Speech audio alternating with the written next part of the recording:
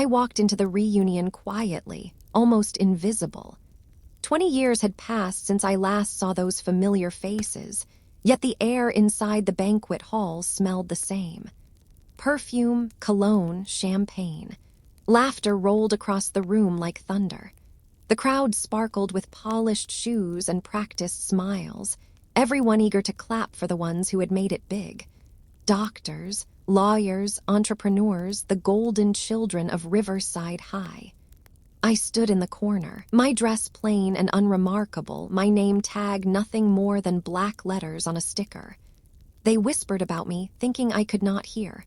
Failure, dropout, someone who had all the promise in the world and wasted it. Their words were not daggers, they were dust. Still, the sting lingered.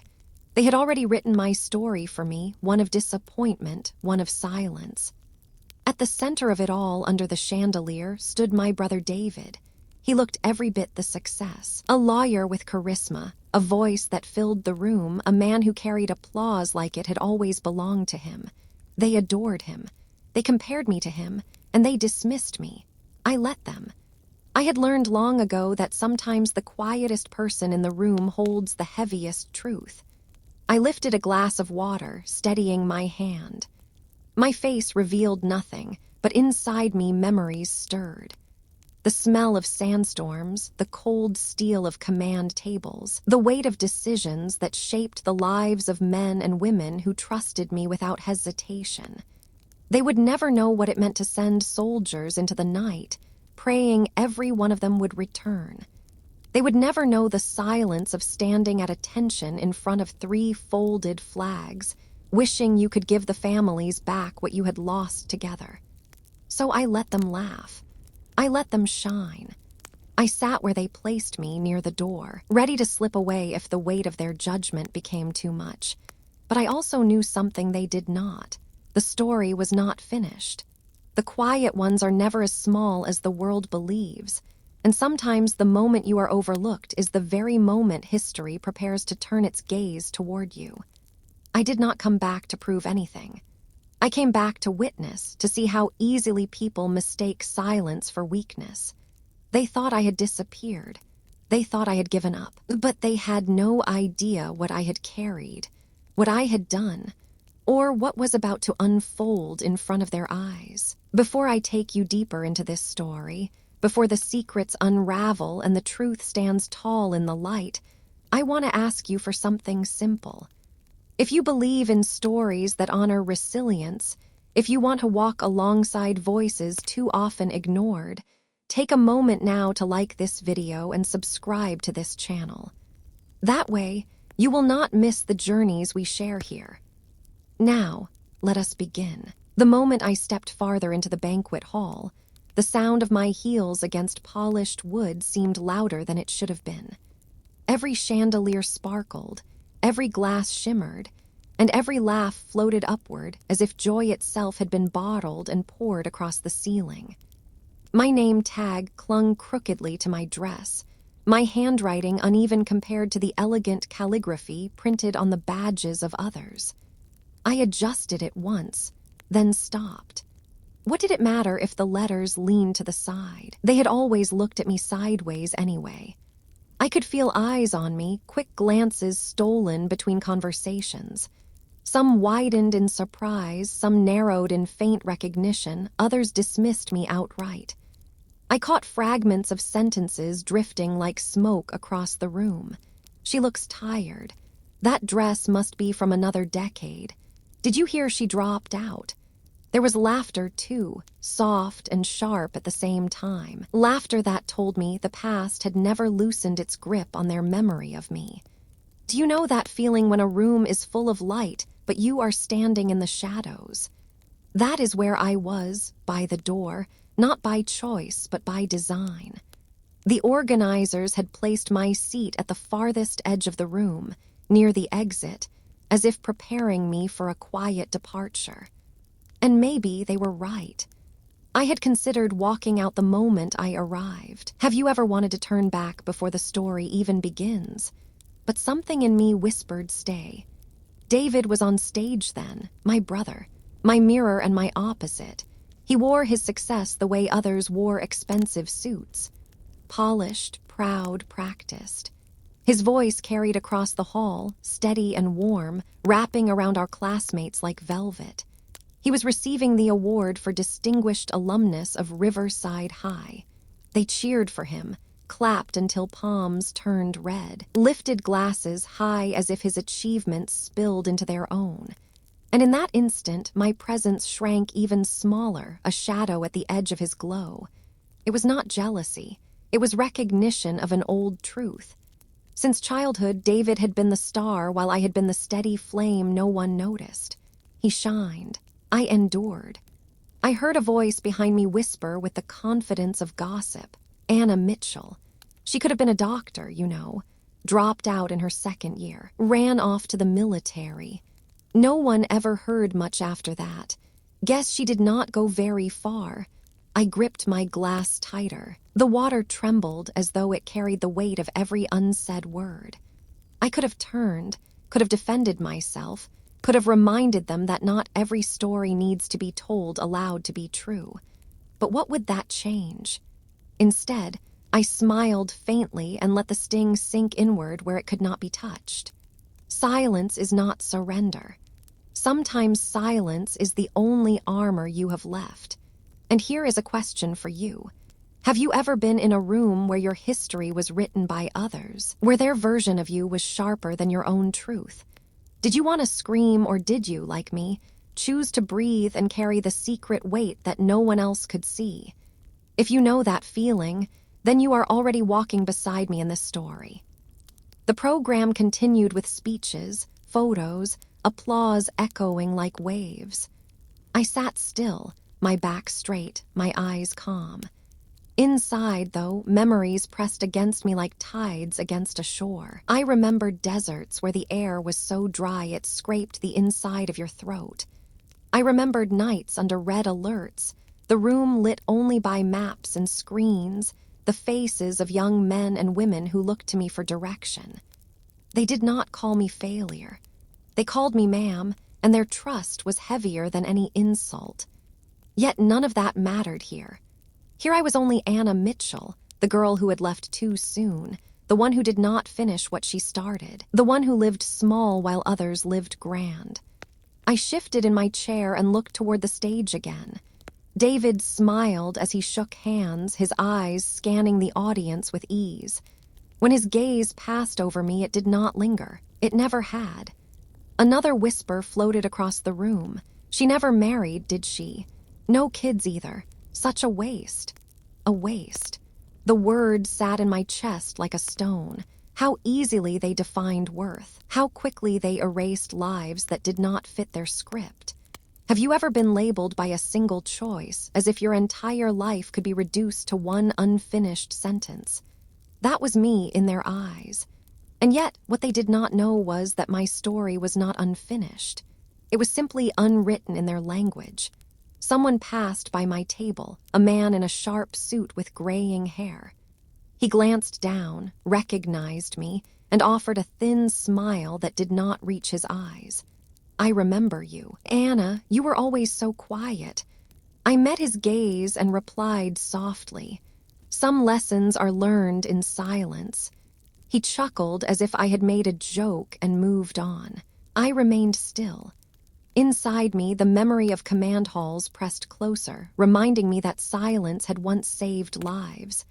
I ask you now, listening to this, do you believe silence can hold power? Or do you think power only lives in the loudest voice? Perhaps by the end of this story, you will see what I have always known. The evening stretched on. Laughter rose, forks clinked against plates, champagne fizzed. I remained the quiet shadow near the door. Yet every moment I stayed, I felt the tension building, as if the night itself waited for a revelation. They thought I was invisible, but invisibility is only temporary. Stay with me, because what happened next would turn the whispers of ridicule into silence of awe. The band struck up a tune, something bright and nostalgic, and people swayed with glasses in hand. My table sat near the exit, a place for the forgotten, the overlooked, the ones no one fought to sit beside. A folded program rested on the tablecloth in front of me. I traced the printed letters with one fingertip. Alumni night, 2 decades later, a celebration of success. But success, I thought, is not always visible. Sometimes it lives in the shadows where no spotlight dares to shine. Across the room, a woman with golden earrings leaned close to her friend and whispered. Their eyes flicked toward me, their lips curved in amusement, then they laughed behind delicate hands. I caught a phrase, still single, poor thing.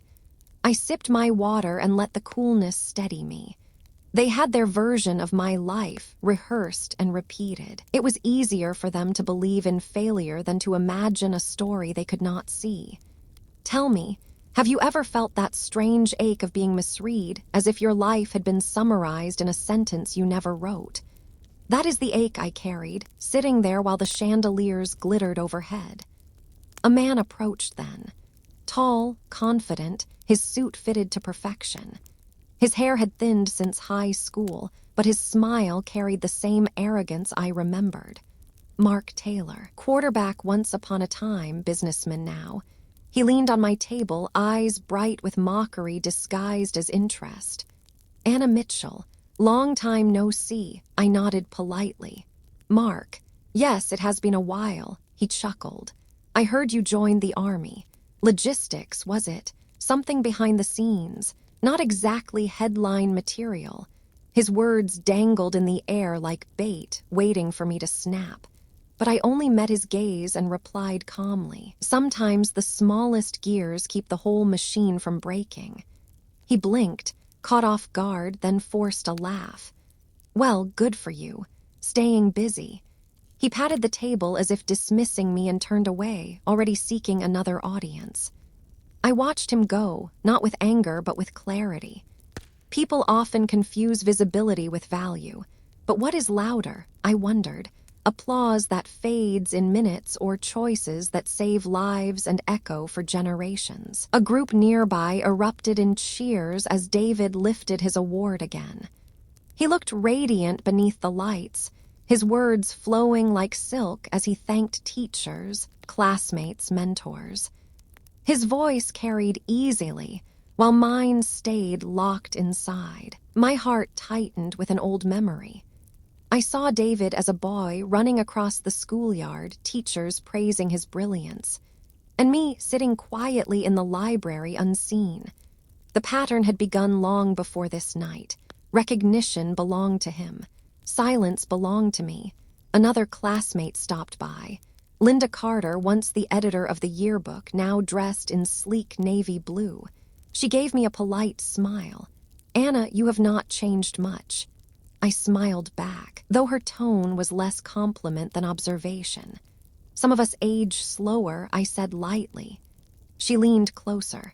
So what have you been doing all these years? We never hear anything about you. I considered my answer.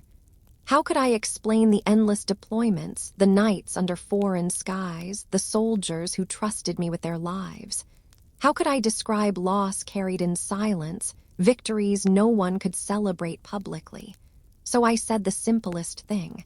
I have been serving. Serving what? She tilted her head, serving where I was needed. She gave a polite nod, but I could see in her eyes the disinterest. My answer did not fit her script of success. She moved on quickly, drawn back to David's circle of admirers. Do you know that moment when you realize nothing you say will change what people choose to believe? That was the moment I felt then. And so I stayed quiet.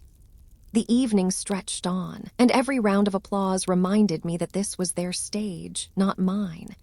Yet beneath the surface, something pulsed inside me, steady and undeniable. It was not resentment. It was the quiet certainty that truth waits for its own time to rise. I looked around the hall and wondered. How many here carried invisible stories? How many laughed loudest to hide private pain? How many dismissed me to silence their own doubts? If you have ever felt unseen, then you understand the company I kept in that corner. A waiter passed with a tray of champagne. I declined and kept my glass of water. The bubbles sparkled as they lifted flutes high, but I wanted clarity, not intoxication. Across the table sat an empty chair.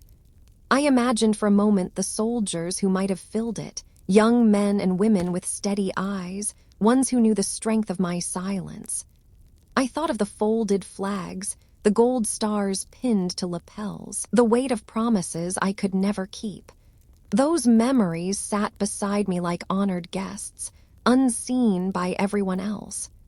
The MC's voice rose again, inviting classmates to share achievements. One by one they stepped forward, telling stories of promotions, children, businesses. The crowd clapped each time, laughter swelling, pride overflowing. When the microphone reached my table, no one turned it toward me. It moved past like I did not exist. I watched, calm, my hands folded in my lap. Perhaps that is what invisibility looks like in public. No malice, just omission. Have you ever been erased not with cruelty but with disregard? That is a sharper wound than insult because it leaves no scar others can see. The night pressed on. David's voice boomed again, thanking the organizers. He spotted me briefly, his eyes flickering with recognition but no warmth. Then he looked away, back to his admirers. I sat still, breathing slowly. The weight of whispers, the sting of exclusion, the brightness of lights not meant for me. Yet beneath it all, I felt the pulse of something greater. They thought I was forgotten. They thought I had failed. But they had no idea who I had become. If you have ever been overlooked, if you have ever sat in the corner while others shone, you know this story already. Share in the comments a time when people underestimated you. I want to know, because stories like that remind us we are never truly alone. The laughter in the banquet hall rose and fell like waves, but my mind was no longer anchored to that room. With each whisper that brushed my ear, each sideways glance that cut across my skin, memory pulled me backward into another place, another life. The glass of water trembled slightly in my hand, though not from nerves. It was the steady rhythm of recollection, as if every drop carried echoes of voices I once commanded. The chandeliers above blurred, and in their shimmer I saw a different ceiling, one made of steel and dust. It had been 2 decades since I walked away from Riverside High. 2 decades since I left textbooks behind and exchanged lecture halls for barracks. They thought I had dropped out, abandoned a promising path, wasted potential. But the truth was different. I had chosen a road they could not understand, one paved with discipline, silence, and sacrifice. Do you remember the moment when your life veered away from what others expected? Was it a choice you made freely, or was it a calling that refused to let you go? For me, it was both. I was 19 when I raised my right hand and swore an oath to serve. I remember the hum of fluorescent lights in the recruitment office, the steady voice of the officer reading the pledge, the way my own voice shook as I repeated the words. That day, I became more than Anna Mitchell, dropout. I became a soldier. The first months were brutal. Blisters on my feet, lungs on fire, hands raw from the weight of rifles and endless push-ups. Yet every challenge hardened me, not into stone, but into steel wrapped in flesh. I learned to run when my legs screamed no, to stand when my body begged to fall. More than that, I learned the strength of silence, the discipline of listening before speaking, of observing before acting. Back in the banquet hall, a group burst into applause for another speech. I smiled faintly because applause had never been my measure of worth. My worth had been forged in deserts under a burning sun. I closed my eyes for a moment, letting the memory rise. I was back in a command tent overseas. The air smelled of dust and diesel. Maps sprawled across the table, dotted with red markers that pulsed with danger. I stood over them, pen in hand, headset crackling with voices calling out coordinates, requests, warnings. Lives hung on decisions that had to be made in seconds. That night we faced a convoy under threat. Intel suggested an ambush ahead. If I rerouted them north, they would lose precious time. If I held them steady, they might drive into fire. The weight of those choices pressed against my chest harder than any insult ever could. I drew a breath, studied the map, calculated every angle. Then I gave the order. North, 10 miles. Stay dark until checkpoint echo. Minutes later, confirmation came. The road ahead had indeed been trapped. My order had saved every vehicle. No cheers followed, no champagne, no applause. Just a crackling voice saying copy that ma'am and the hum of engines turning safely in the night. Have you ever made a choice no one clapped for, yet you knew it had changed everything? That was my life. Quiet victories invisible to the world. I opened my eyes again and saw the reunion hall, bright and oblivious. They whispered failure, but they would never know the weight of maps spread beneath my hands or the lives those maps represented. A woman passed my table, someone who had once shared biology class with me. She smiled politely, but her eyes slid away quickly, as if she had nothing to ask me, nothing she wanted to know. And I thought, how many people miss entire galaxies inside the ones they dismiss? In silence, I sipped my water again. Silence had been my companion for years. In the military, silence was discipline. It was listening to the wind before moving through dark alleys, listening to the heartbeat of a squad before sending them forward. It was the quiet after the storm, the solemn stillness of ceremonies where flags folded into triangles were placed into shaking hands. And now, silence was my shield against the chatter of classmates who measured worth in diplomas and paychecks. Here is something to think about. What does success look like to you? Is it the applause of a crowded room, or is it the knowledge that someone somewhere is alive because of a decision you made in silence? I want you to really consider that, because in the quiet answer lies the truth of who we are. A burst of laughter erupted nearby, dragging me back. They did not mean harm, most of them. They were simply blind. Blind to stories not written in ink they understood. Blind to the scars carried beneath unremarkable dresses and crooked name tags. I leaned back in my chair and let my gaze wander across the room. On the surface, I was a quiet woman past 40 with little to show. In truth, I had lived 1,000 lives in places they could not pronounce. I had stood where silence was survival and words could mean death. And still they saw me as a dropout. But the night was not over, and neither was my story. The ballroom lights blurred as another wave of memory surged. The sound of champagne glasses clinking dissolved into the hum of generators and the low rumble of armored vehicles. For a moment, I was no longer in Riverside's banquet hall. I was back in the desert, boots heavy with dust, the night alive with tension. It was my 3rd deployment, and I was barely 30. They called me Captain Mitchell then. The title carried weight, but what carried more was the look in my soldiers' eyes when they waited for me to speak. Each decision mattered. Each pause meant something. I can still see that night in the command post. The air was thick with sweat and the scent of sandbags baking under floodlights. Intelligence had warned of a possible attack on a village where families had already suffered too much. Our unit was closest. I studied the satellite images, the maps glowing faintly under red light, every mark a possibility of life or death. We had 2 options: strike quickly and risk missing hidden explosives, or hold back, gather more intel, and risk civilians paying the price of our hesitation. Silence filled the room as my officers waited, the kind of silence that presses on your chest like a stone. I leaned over the map, felt the seconds slipping away like grains of sand through my fingers, then gave the order. Advance, but slow. Eyes sharp. Protect the civilians first.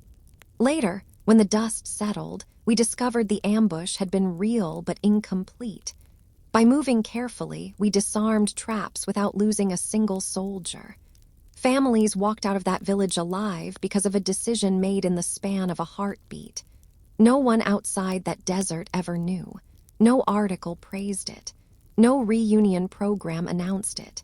Yet in the quiet of my mind, I still hear the laughter of children who survived that night. Tell me, what is louder, applause in a ballroom or the sound of a child laughing because they lived to see another sunrise? If you know the answer, then you know why I never needed their approval. The memory shifted again. Another place, another silence. A hospital tent under dim light, rows of cots filled with wounded. I remember holding the hand of a young soldier as the monitors slowed. He had called me ma'am, not because of rank, but because of trust. His last breath came in silence, and I carried it with me long after the war zone faded. Back in the reunion hall, laughter crashed around me like careless waves. They toasted promotions and vacations, their words floating upward into chandeliers. I sat still, my water glass nearly empty, my silence deeper than any champagne flute could fill. Someone passed my table, smiling politely. "Anna, it is good to see you. What have you been up to?" I met their eyes, but the words that rose inside me were too heavy to offer. Should I tell them about the nights I lay awake listening to distant shelling? Should I tell them about the soldiers I promised to protect, some of whom never returned? Should I speak of folded flags and the weight of salutes given with trembling hands? No, they would not understand. So I smiled faintly and said, "I have been serving." Serving. That one word was enough for them, though it meant nothing. They nodded, satisfied with the surface, and drifted away. Have you ever carried a truth too heavy to share, knowing that to explain it would be to open a wound no one could heal? That was me, sitting alone in the corner of a bright hall, surrounded by voices that could never reach the depths of where I had been. I closed my eyes for breath and remembered another moment of command. The radios crackled with static enemy positions shifting, and my sergeant asked for orders. My mind calculated angles, times, risks. I gave the command, my voice steady though my heart raced. Minutes later, explosions lit the horizon, but our unit advanced safely. The plan had worked. Another day survived, another invisible victory. I returned to the present, where the only explosions were bursts of laughter from tables far away. How strange it is to live two lives at once. One in memory, shaped by dust and danger. The other in this hall, shaped by whispers and judgments. The sharpest contrast is not between war and peace. It is between being seen and being unseen. On battlefields, every soldier looked at me with eyes that said, "We trust you."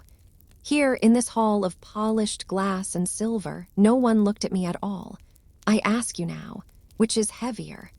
To bear the responsibility of lives in combat, or to sit unseen while your own life is erased? Perhaps you have felt a version of this yourself. Overlooked at work, dismissed at a gathering, your worth unseen. If so, you understand why silence is not weakness. It is survival. The MC called David to the stage again. My brother stood tall, the spotlight wrapping around him like a crown. He spoke of success, of dreams realized, of journeys completed. The applause shook the room, and I thought of another night far from here. A mission complete, my soldiers safe, yet no applause came. Only the quiet hum of engines carrying us back to base, the silence of relief heavy in the air. That silence was worth more than any ovation. Still, as the clapping filled the reunion, a thought pierced me. How quickly the world forgets those who choose silence. How easily it confuses humility with failure. But I was not there to correct them. I was there to remember who I had been and who I still was. And though they did not see me, I knew my time would come, not by choice, but because truth has a way of revealing itself when least expected. So I sat with my memories, with the silence that had shaped me, and waited for the moment when invisibility would break. If you have ever carried a victory that no one else noticed, or held a story so heavy you could never tell it, I wonder what that felt like for you. Leave me a note in the comments. Your words might remind someone listening that they are not alone in the quiet weight they carry. The night had already stretched long, each laugh and cheer tightening around me like an invisible rope. I had endured whispers. I had let the past weigh itself against my silence. But every room holds a moment when restraint is tested, when the balance tips and someone chooses to strike. He came toward me with the easy swagger of a man who had never doubted his place in the world. His suit was cut sharp, his tie knotted with precision, his smile carrying the same arrogance I remembered from decades ago. His name was Richard Hayes, though most had once called him Rick. Back in high school, he had been the golden boy, captain of teams, star of photographs, heir to his father's company. Now he carried himself as though none of that shine had faded. He stopped at my table, leaned slightly forward, and let his voice drip with mock concern. "Anna Mitchell, I almost did not recognize you." I looked up, calm, steady. "Rick," he laughed as if we were old friends, but his eyes were sharp. "Word is you left college early. Ended up in the army doing some paperwork or logistics or something like that." He tilted his head, pretending innocence. "Tell me, what does someone like you really contribute?" The words struck, not because they were new, but because they echoed decades of dismissal. Yet I had faced worse, far worse. In deserts where mortars screamed overhead and silence held more weight than any insult. I met his gaze, my voice quiet but firm. Sometimes the smallest tasks hold the entire system together. Without them, everything falls apart. He blinked, surprised by the steadiness of my tone. For a second, I thought I saw doubt flicker across his face. But then he smirked and turned to the tables nearby. "Did you hear that? Logistics. Paperwork. She thinks it keeps the world from falling." His laugh spread outward, and others chuckled with him, eager to follow the lead of a man who had always been loud. I stayed seated, my hands still on the glass of water. I did not laugh, I did not flinch. I simply looked at him until the noise thinned. Inside me, another memory surfaced. A supply line threatened by attack, convoys running short on fuel, radios alive with panic. I remembered the maps, the frantic voices, the weight of 100 soldiers who would not survive if fuel did not arrive. I had rerouted shipments, balanced impossible numbers, made the choice that meant the difference between men stranded in the open and men driving safely home. Paperwork, they would call it, a few signatures on forms, yet those signatures had saved lives. The banquet hall did not know any of this. They only saw a quiet woman in a plain dress being mocked by a businessman with a glass of wine in his hand. "Tell me, have you ever had someone belittle work they could never do themselves? Have you felt the sting of dismissal, knowing they would crumble under the weight you carried in silence? If you have, then you already know why I sat there with my head high, refusing to shrink." Rick leaned closer, lowering his voice so only I could hear. "You always were too serious. Should have stayed in school. Maybe then you would be standing up there with your brother instead of hiding in the corner." I let the words hang, then answered softly. "Sometimes it is better to stand in the shadows if it means you can hold up the light for others." He frowned, confused, then straightened and laughed again, loud enough for the crowd. "Well, good luck with that." He waved his hand as though dismissing me entirely and walked away, shoulders squared, convinced he had won. But as he left, I noticed a few classmates watching me differently. A woman at the next table lowered her glass, her eyes thoughtful. A man beside her shifted uncomfortably. For just a moment, the laughter faltered. My words had slipped through, even if only to a few, and sometimes a crack is all it takes for light to enter. I sat quietly, my heart steady. I did not need to defend myself further. Truth does not always roar. Sometimes it whispers, and the whisper lingers longer than the laugh. If you have ever been mocked for something that others thought was small, I wonder how you carried that moment. Did you fight back, or did you let your silence speak for itself? Write me a line in the comments. I would like to know which path you chose. The noise of the room swelled again after Rick left, but it was not the same as before. Laughter carried a faint edge of unease. A few heads turned toward me, then away, as if they had glimpsed something they did not want to admit. I stayed seated, calm, sipping from my nearly empty glass. A woman I remembered faintly from history class leaned toward her husband. Her voice was low, but I caught the words. She does not even flinch. There is something about her. He shrugged, not ready to challenge the easy narrative of failure. Yet her eyes lingered on me with curiosity, not scorn. That was how it began. Not with applause, not with vindication, but with the quiet unraveling of certainty. I thought back to nights in the field when silence had carried us. We would wait for hours, lying flat in the dust, listening for footsteps that might never come. Patience was power then. The enemy grew restless long before we did. Sometimes the only weapon you needed was stillness. Now, in this hall filled with voices, I found myself wielding that same stillness. I did not chase approval. I did not defend myself further. I simply existed with a steadiness they could not match. And one by one, eyes began to notice. Across the room, a younger man, someone's husband, not a classmate, watched me openly.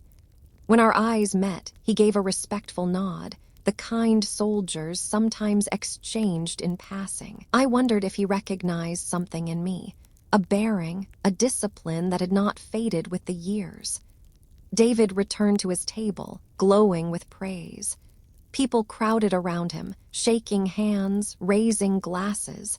Yet even he looked over at me once, and his gaze lingered longer than usual. Perhaps he saw that I was not crushed by the weight of whispers. Perhaps he recognized something familiar in my quiet.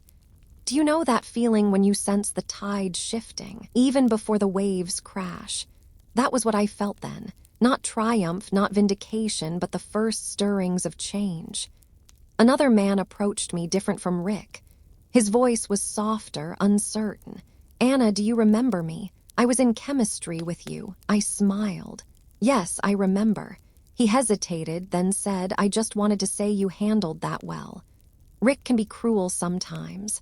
I thanked him, though I knew cruelty was not what had pierced me. Dismissal wounds deeper than cruelty, because it erases rather than attacks. Still, his words mattered, because they showed that silence had not been empty. It had been seen. I ask you now, listening. Have you ever held your ground quietly and realized later that your silence spoke louder than any argument could? Did it change how others looked at you? Write it in the comments if you want, because sometimes those small victories are the ones that stay with us. The program carried on, speeches blending into each other, but I noticed the whispers had shifted. Where once they had said failure, dropout, waste, now the words bent softer, strong, composed. Strange, maybe, but steady. I thought again of nights overseas when steadiness was survival. Once, under a sky streaked with tracer fire, my soldiers had looked at me with eyes wide with fear. I had not raised my voice. I had simply said, "Hold, wait, trust the timing," and they had lived because of that stillness. Now, in this hall so far from war, the same stillness worked differently but no less powerfully. They did not yet know who I was, but they were beginning to doubt who they thought I had been. Rick, across the room, laughed louder than before, trying to reclaim control. Yet his laughter sounded thinner now, stretched too tight. He had expected me to crumble. My composure had unsettled him in ways mockery never could. The evening moved toward its next stage, the awards and presentations. Soon David would be called up again, and the spotlight would shine even brighter. I remained in my corner, quiet, steady, waiting, because I knew something they did not. The night was not done with me yet. In war, patience is a weapon. In life, it is the same. And here, among crystal glasses and polished shoes, patience was about to open the door to a truth none of them could laugh away. If you have ever sat through ridicule and chosen not to defend yourself, only to realize later that your silence unsettled those who mocked you, I would like to hear it. Tell me in the comments how that moment felt, because there is power in knowing we are not alone in those quiet battles. The helicopter lifted into the night, leaving behind the banquet hall and all the whispers that had once defined me. Through the glass, I saw the building shrink, its windows glowing like fragile stars, and I knew the stories inside had already begun to change. In that hall, someone had finally spoken the words out loud. My God, all these years we mocked a general. The rotor blades thundered above me, steady and relentless. I closed my eyes for a moment and let the rhythm carry me. I was no longer Anna Mitchell, the dropout, no longer the sister left in shadow. I was what I had always been, though no one at Riverside had ever known.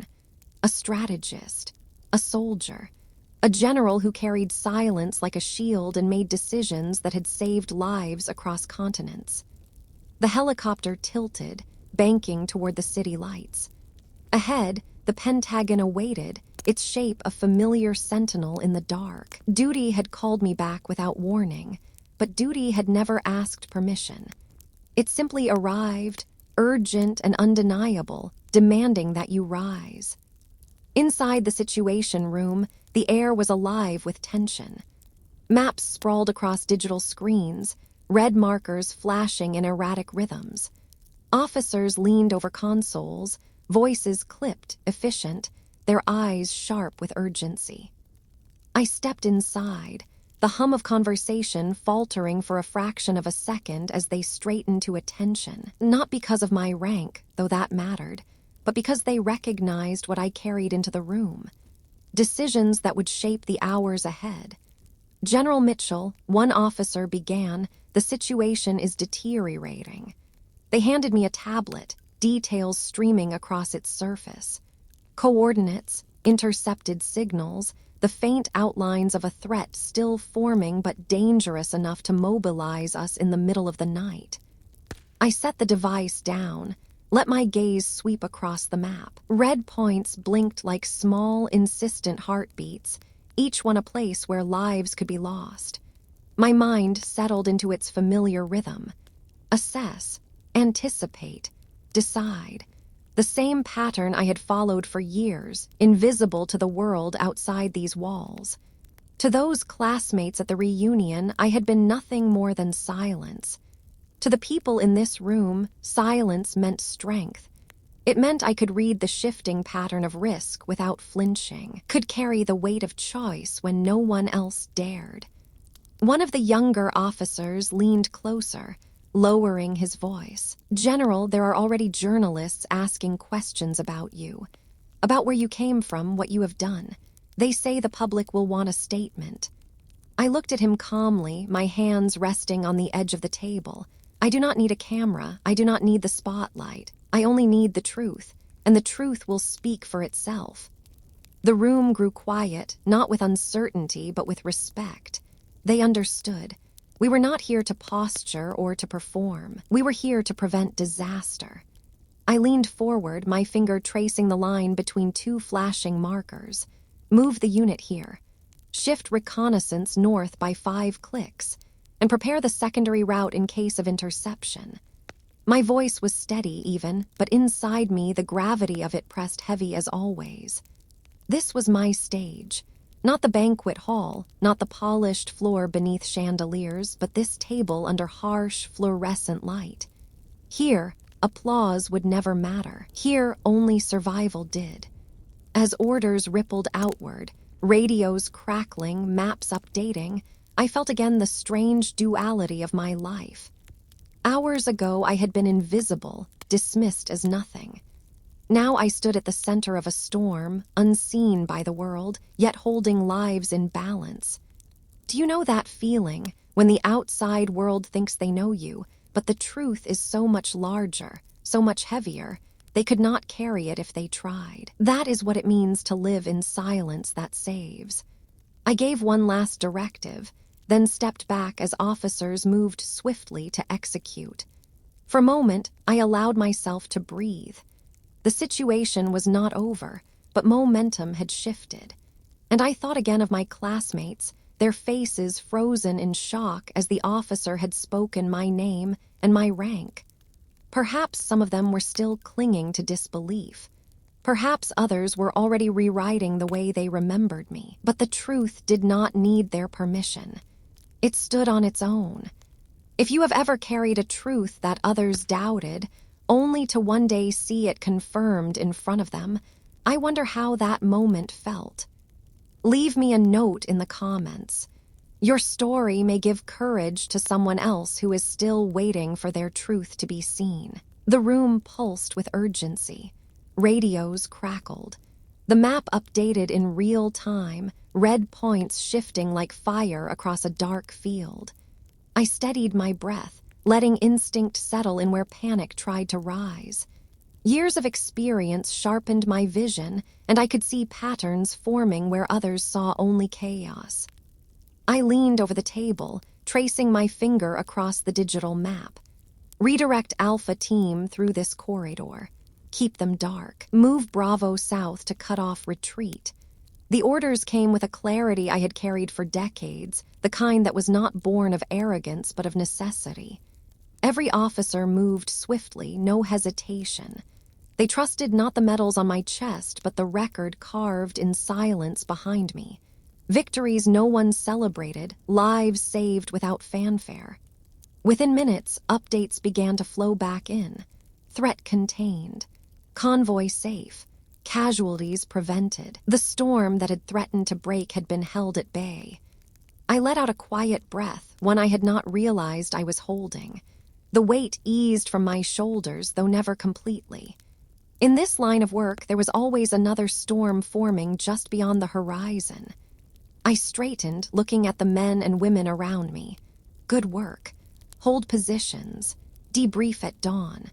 My voice was calm, but inside I felt the familiar ache of relief, the bittersweet taste of another crisis averted.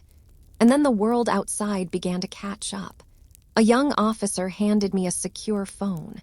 "General, you should know.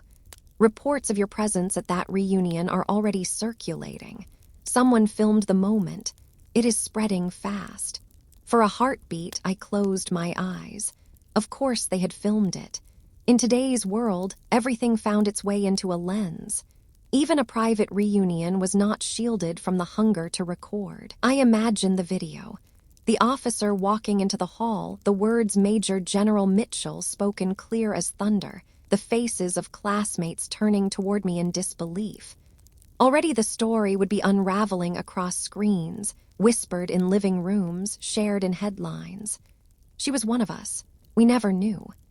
At the reunion, perhaps even now, classmates were still piecing together what they had seen. I could almost hear the whispers circling the tables. My God, she was not a failure. All these years we thought, and we were wrong. David, still on stage, must have felt the shift in air, the applause that had once been his alone dissolving into murmurs that no longer belonged to him. Rick, with his cruel smirk, no doubt shrinking in the corner, his words hollow in the face of truth. I did not need to be there to know. I had lived long enough to understand how silence could ripple louder than sound. One officer asked gently, "General, will you issue a statement?" I shook my head. No, let them think what they will. The truth is not mine to market. It stands by itself. That was all I had ever believed. That worth was not measured in applause or headlines. That the measure of a life was found in the unseen moments, the choices that saved others quietly. Do you know that feeling when you realize you no longer need to explain yourself? That the truth, once hidden, now breathes freely without you having to defend it. That is the freedom silence brings when the time finally comes. The room returned to its rhythm, reports filed, orders executed. I sat for a moment, listening to the hum of machines, the low murmur of voices, and I thought of Riverside, of the hall filled with chandeliers and polished silver. I thought of the years when they had dismissed me, and the way one night had undone it all without a single word from me. And I knew this. I had never needed them to see me. I had only needed to be faithful to the work, the calling, the truth. The rest had always been in the hands of time. If you have ever been underestimated, only to watch the truth rise one day on its own, I wonder how that moment touched you. Did it feel like vindication or something quieter, something deeper? Leave a note in the comments. Someone else may need to read your truth tonight. A month had passed since the reunion, yet its echoes had not faded. Stories had spread, first as whispers, then as headlines, until they reached corners of the country that would never know the name Riverside High. The video clip had traveled far, the moment of revelation replayed again and again. Some called it dramatic, others called it justice. I called it what it was, inevitable. And now I stood in the East Room of the White House. The ceiling rose high above me, chandeliers scattering light like constellations. Rows of chairs filled the space, dignitaries in dark suits, families holding small flags, reporters with cameras poised to capture the moment. The Medal of Honor ceremony was not about spectacle. It was about truth, and truth rarely shouted. It arrived steady, quiet, undeniable. I wore my uniform, pressed and formal, the ribbons of service stitched across my chest. My hands were steady, but inside me was the familiar weight of lives remembered, decisions carried. The president spoke, his voice measured, solemn. Today we honor Major General Anna Mitchell, whose leadership has saved countless lives across decades of service. Her decisions, often unseen by the public, have altered the course of conflicts, prevented tragedies, and preserved peace. She is a reminder that true heroism does not seek the spotlight. It endures in silence, carrying its burden without applause. The room was still, every word landing with gravity. I thought of those classmates again, the ones who had laughed, the ones who had doubted. I wondered if they were watching this moment now, seeing what they had missed all along. The medal was placed around my neck, the ribbon cool against my skin, the weight both heavy and light. Heavy with memory, light with release.